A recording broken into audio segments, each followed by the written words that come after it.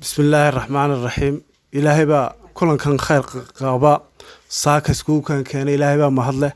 halkan waxaan ka salaamayaa bahda warbaahinta oo dhan on kala reebeen salaanka baadi waxaan halkan kulay aan u soo saaka dhowr qodob baan ka hadlayaa qodobadii shaqaaqadii ka dhacday stadiumka Hargeysa oo falkii aadka u foosha xumaayay ka dhacay oo bileysku geystay maalinta rabshadu isugu kaba dambeeyayba halka stadiumka xaafadda stadiumka iyadoo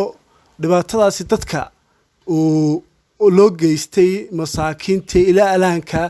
dawladuna aan waxba ilaa alaanka waxba ka qaban aan soo eegin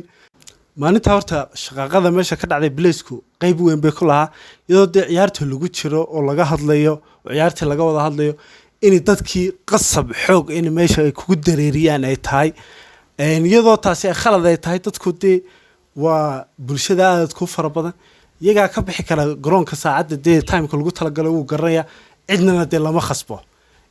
shayga la yiraahdo xooguna waxba horta kuma shaqeeyo aqliga iyo kala dambeynta iyo nidaamka dadka ayuu ku kala shaqeeyaa dhibta meesha ka dhacdayna bileyska horta geystay walibana anigu sidaan walibana aan qabo iyo xaafadoo dhan ba ay qabto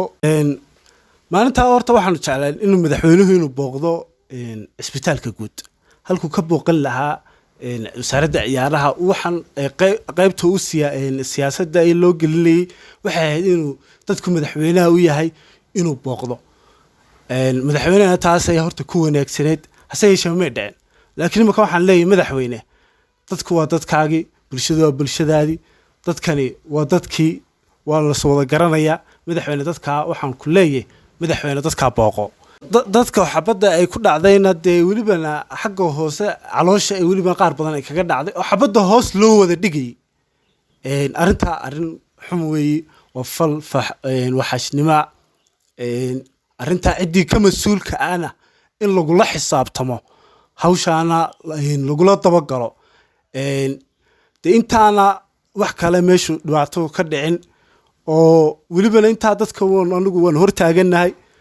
oday ahaan roolkii odaynimo aynu ku jirnaa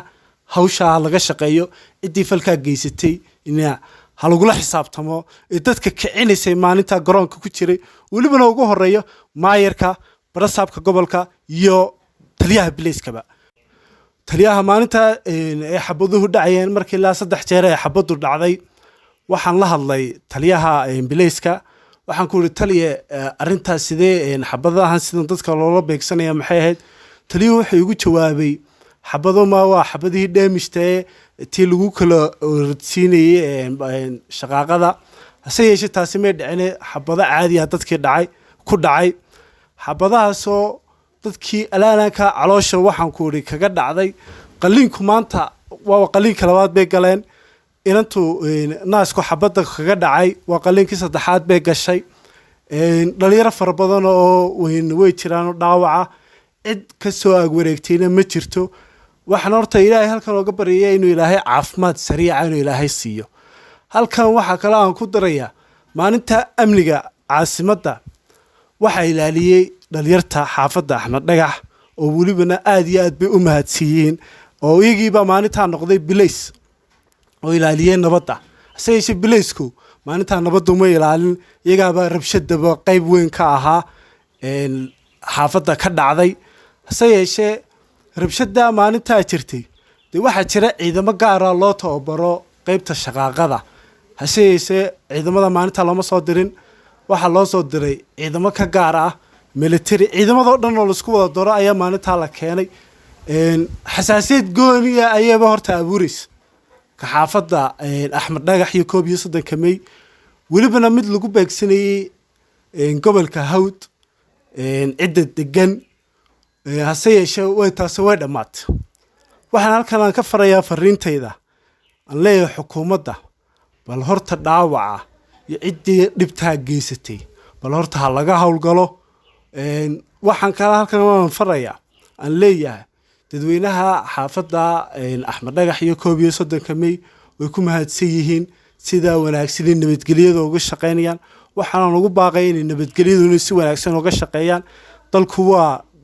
dalkeeni nabadgelyada in laga wada shaqeeyo. Wassalaamu calaykum waraxmatullaahi wabarakaatu.